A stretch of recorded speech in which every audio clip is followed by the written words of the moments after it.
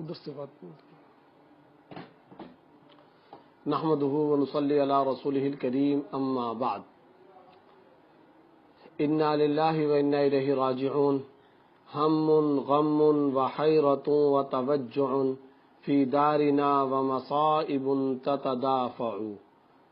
غم، صدمہ، دکھ، حیرت، تعجب اور پریشانی ہی پریشانی ہمارے گھر یعنی عالم اسلام اور امت مسلمہ میں پے در پے مصائب نے ہماری کمر توڑ کے رکھ دی ہے. اس وقت حلب کی جو صورتحال چل رہی ہے عالم اسلام کے لیے بہت بڑا دھچکا ہے. جہاں کچھ عرصہ قبل ترکی کے اندر فوجی بغاوت کی ناکامی سے امت مسلمہ کے دل ٹھنڈے ہوئے تھے، وہاں آج سقوط حلب سے عالم اسلام زخمی ہے. ہم غم زدہ ہیں، بہت دکھی ہیں. 2 دن پہلے روسی افواج نے، بشار اور اس کے تمام حواری افواج نے حلب کی فتح کا اعلان کیا، اور کل رات بھی فتح کا اعلان لاشوں کے انبار لگا کر کے انہوں نے کیے ہیں. اور اس وقت صورتحال یہ ہے کہ حلب کی سڑکوں پر ہماری ماؤں کی لاشیں پڑی ہوئی ہیں، ہماری بہنوں کی لاشیں پڑی ہوئی ہیں. چھوٹے چھوٹے معصوم بچے جو مدرسوں اور اسکول کے اندر تعلیم حاصل کر رہے تھے ان پر چھتیں گرا دی گئی ہیں. اس وقت وہاں کے ہسپتالوں، محکموں، اداروں، اسکولوں، کالجوں، یونیورسٹیوں کی چھتیں گرا کر نیچے مسلمان عوام کا قتل عام کر دیا گیا ہے. لاشیں ہیں جو چاروں طرف بکھری ہوئی ہیں، عورتوں کی عصمت دریاں ہو رہی ہیں.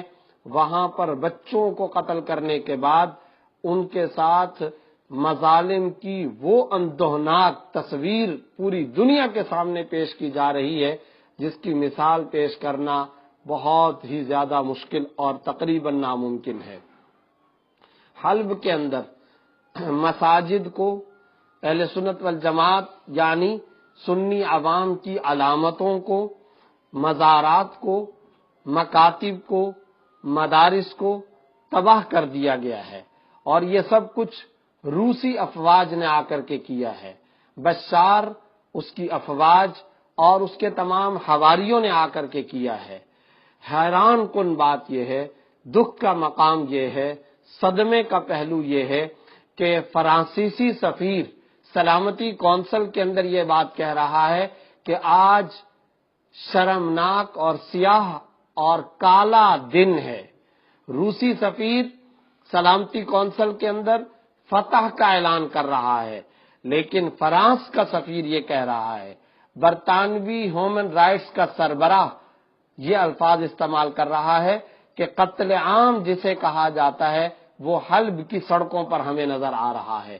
حیران کن بات یہ ہے کہ France, Amnesty international, human rights کے ادارے، برطانوی ادارے، غیر مسلم ادارے، وہ تو اس قتل عام پر مذمت اور اپنے دکھ اور اپنی طرف سے تمام کے تمام مذمتی اقدامات کا اظہار کر رہے ہوں، لیکن امت مسلمہ، عالم اسلام، وہ جسے ہم OIC کہا کرتے ہیں، وہ جسے ہم امت مسلمہ کا وجود کہا کرتے ہیں، جسے ہم اخوت اسلامیہ کہا کرتے ہیں، جسے ہم عرب و عجم کی بائنڈنگ فورس کہا کرتے ہیں، آج وہ بائنڈنگ فورس ہمیں نظر نہیں آ رہی.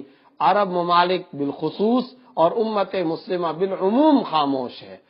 صدمے سے بڑھ کر صدمہ یہ ہوا کہ صدمے کا احساس نہ ہوا. المیہ سے بڑا المیہ یہ، دکھ سے بڑا دکھ یہ کہ اس المیہ کا احساس ہی نہیں ہے. اور آج جو کچھ امت مسلمہ اپنی استطاعت کے مطابق کر سکتی تھی اسے کرنا چاہیے تھا، ہم میں سے ہر ایک کو کرنا چاہیے تھا. آج نہیں تو پھر کب وہ دن آئے گا؟ کیا اتنی عصمت دری اور اتنے قتل عام، بچوں کی لاشیں، نوجوانوں کا قتل عام، بوڑھوں کی داڑھیاں کھینچے جانے، مساجد گرائے جانے، مزارات کا تقدس پامال کرنے، وہاں پر اسکولوں کی چھتوں کو گرا دینے کے باوجود بھی آج ہم اسی طرح امن، آشتی، چین اور سکون کے ساتھ رہیں گے؟ کس طرح کا منہ ہم نے خدا تعالیٰ کو، کیا ہم نے منہ نہیں دکھانا؟ کیا محمد رسول اللہ صلی اللہ علیہ وسلم کا سامنا ہم نے نہیں کرنا؟ کیا ہم نے مرنا نہیں ہے؟ کیا ہم نے خدا کو جان نہیں دینی ہے؟ پوری دنیا کے اندر امت مسلمہ کے مسلم ممالک کتنی طاقت رکھتے ہیں، کتنی قوت رکھتے ہیں۔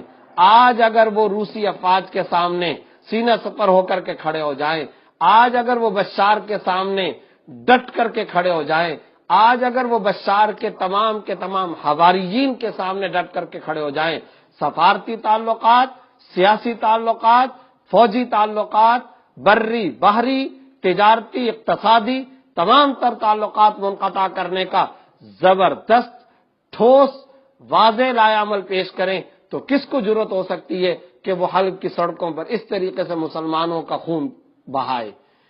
آج حلب لہو لہو ہے، وہاں پر مسلمانوں کا خون پانی سے زیادہ ارزاں ہو چکا ہے، قتل عام ہے جو ختم ہونے کا نام نہیں لے رہا۔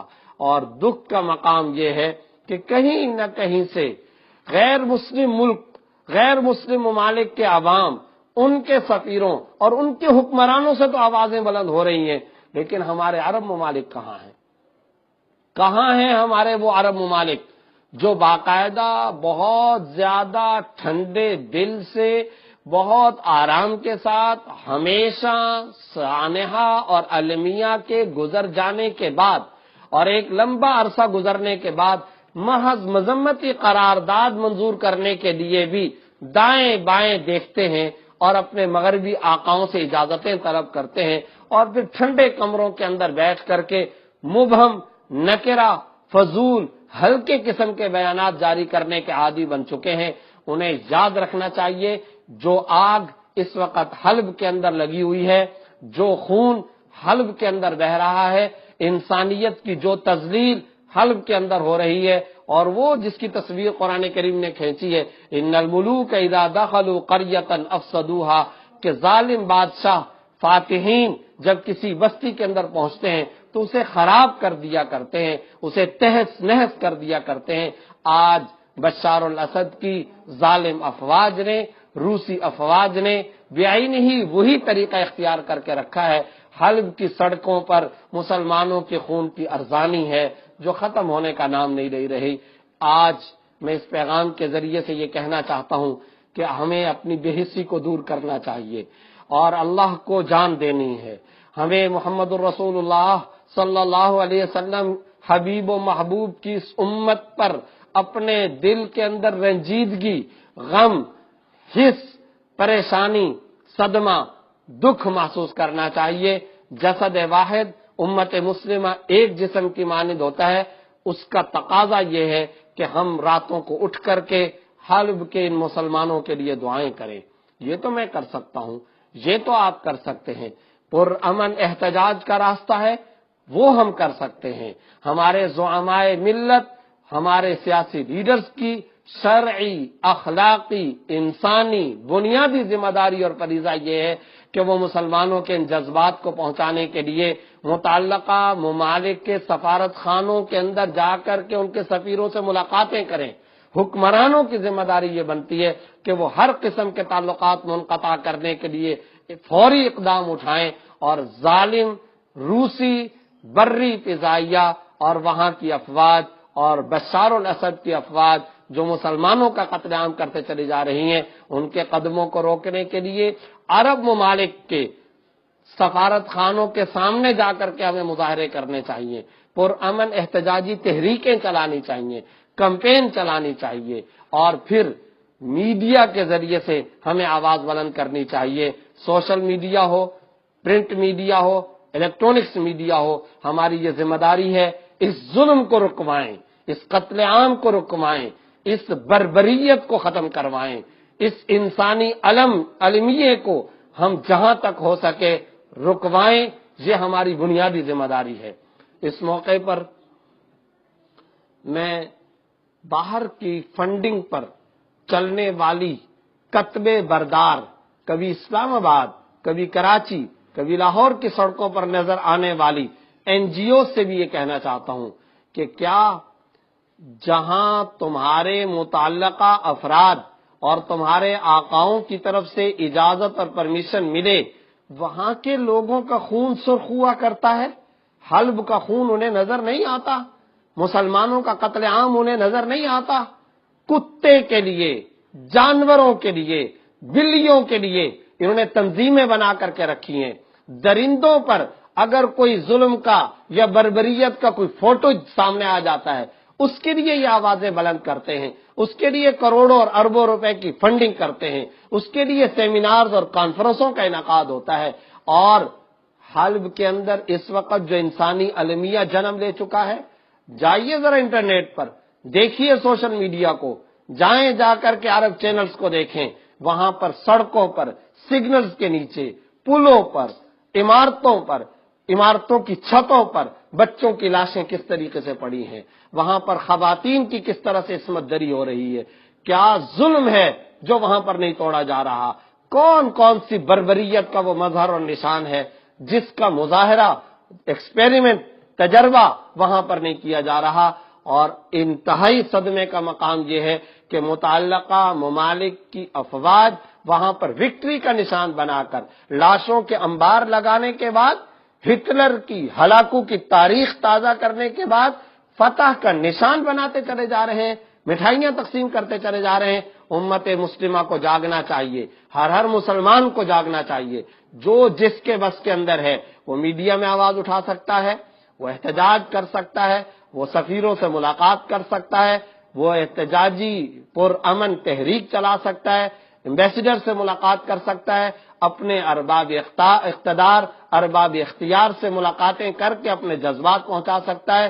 یہ ہم سب کی بنیادی پہلی فرصت کے اندر ذمہ داری بنتی ہے، اخلاقی بھی، شرعی بھی، انسانی ذمہ داری بھی بنتی ہے کہ ہم اٹھیں اور آواز بلند کریں، اور آواز اس وقت تک بلند کریں جب تک کہ یہ ظلم ختم نہیں ہو جاتا، جب تک کہ اس بربریت اور اس انسانی المیہ کو ختم نہیں کیا جاتا۔